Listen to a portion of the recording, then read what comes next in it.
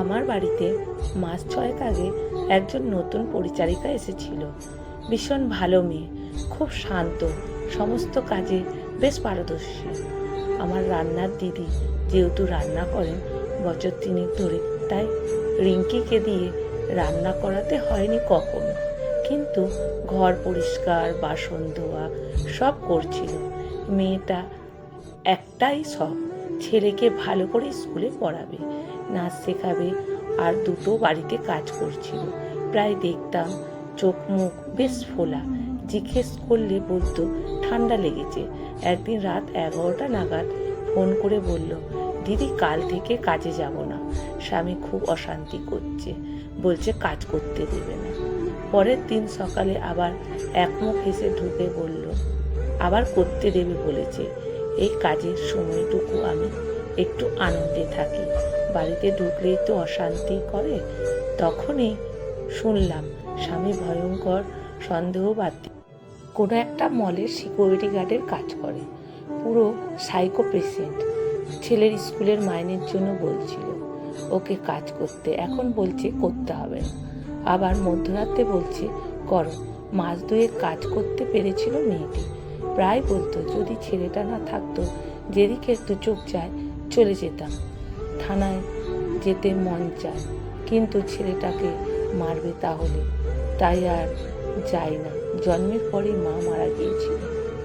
সৎ মায়ের কাছে কষ্ট পেয়েছি, নিজের সংসার পেলাম না বিয়ের পর, সেখানেও দিনরাত অশান্তি, ঘরে থাকলেও অশান্তি, ঘর থেকে বেরোলেও অশান্তি।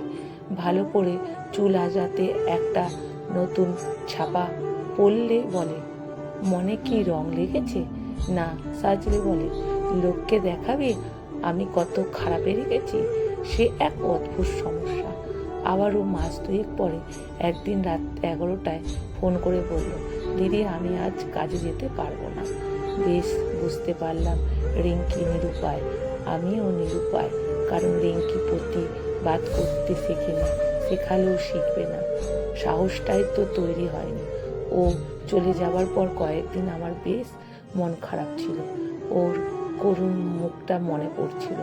একদিন ফোন করলাম, ফোনটা কেটে দিল। বুঝলাম কথা বলা বারণ হয়েছে সকলের সঙ্গে। এখন যে মেয়েটি আমার পরিচিকা হয়ে এসেছে সেও 4টি বাড়িতে কাজ করে। শ্যামা বলল, দিদি আমি সেই সকাল 6টায় বেরোই আর দুপুর 12টায় ঢুকি। আমার স্বামী রঙের কাজ করে, সুবিধা একটাই, আমি ভোর ভোর উঠে সবজি কুটে বাটনা করে রেখে আসি। আমার স্বামী রান্না করে খেয়ে কাজে বেরিয়ে যায়।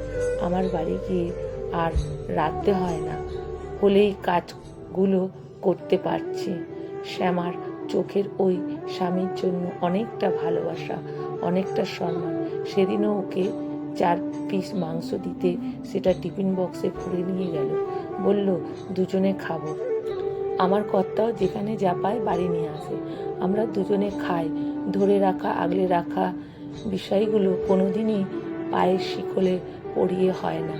বিশ্বাস, সম্মান, পারস্পরিক বোঝাপড়া, এগুলো খুব সহজ হয়।